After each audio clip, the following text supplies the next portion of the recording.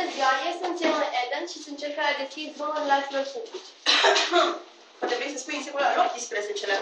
Dar, dumneavoastră cine sunteți? Cine sunt eu? Fiind Taylor Barnum, mă numesc. Născut pe 5 iulie 1810. Mi-am făcut cariera la 21 de ani ca jurnalist. Trebuie să menționez faptul că sunt printre primii care au avut curajul să experimenteze în secolul al XIX-lea. Baron, mai corect este în prima jumătate a secolului XIX. Dar tu cine mai ești? Omul de politicos. Eu, de politicos, sunt Aimee.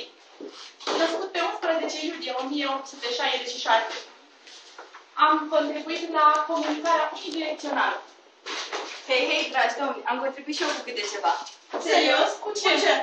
Prin munca mea am pus bazele PR-ului în anii 20 și am dat cea mai mare lovitură pe piața tutunului. De asemenea, am fost angajat de către George Washington Hill pentru a cuceri piața tutunului.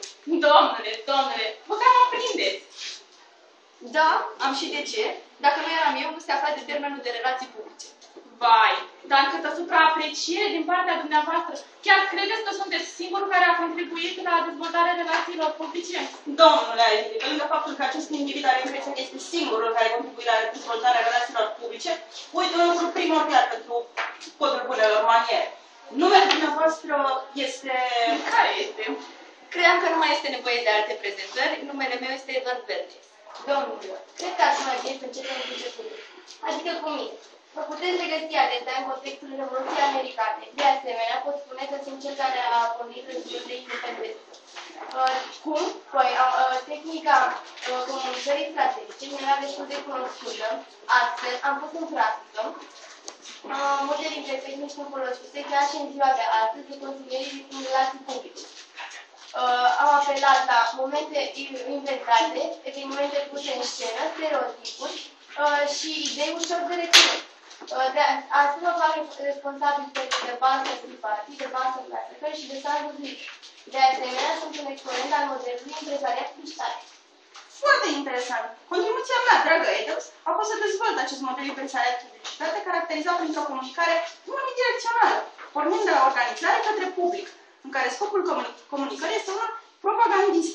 Adevărul este neimportant, cercetarea este foarte puțină, întâlnită cel mai des în spotul publicitare.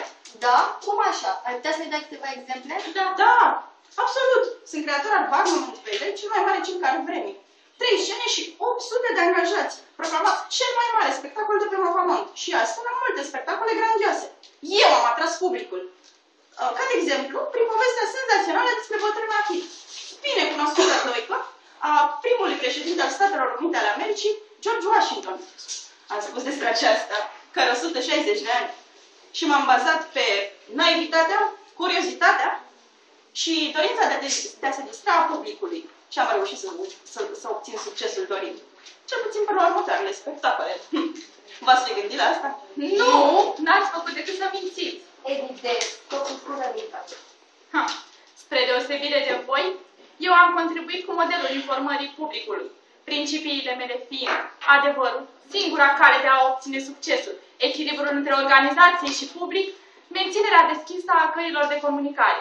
Una peste alta, meseria noastră este acuratețea. Proiectul nostru este să furnizăm presei cele mai prompte și corecte informații. Da, domnule Aimee. Acum vreți să ne simțim incomod.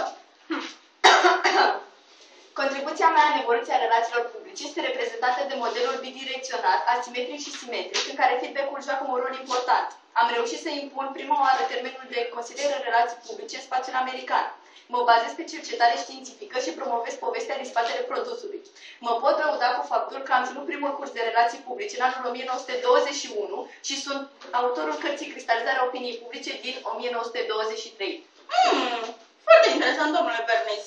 Ai putea să ne spui mai multe despre povestea din spatele produsului? Evident. Pentru parada tradițională de Paști de pe Fifth Avenue din New York, am angajat un grup de feministe care au scos din porți artiere țigări și au fumat pentru prima oară în public. De atunci, țigara a devenit simbolul femeii emancipate.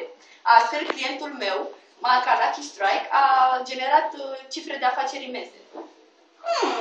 Așadar, de la războiul de independență din 1775 până la primul război mondial, m-am făcut remarcat alături de dumneavoastră, dragă domnule. Și de mine?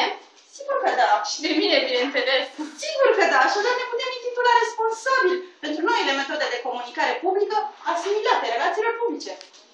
dați-mi voie să vă spun că m-am avut deosebită plăcere de a sta la masă cu 3 dintre cele mai importante personalități ale relațiilor publice. Datorită nouă presim că relațiile publice vor deveni un domeniu esențial Și se vor afla într-o continuă dezvoltare. Domnilor, permiteți-mi să vă strâng mâna.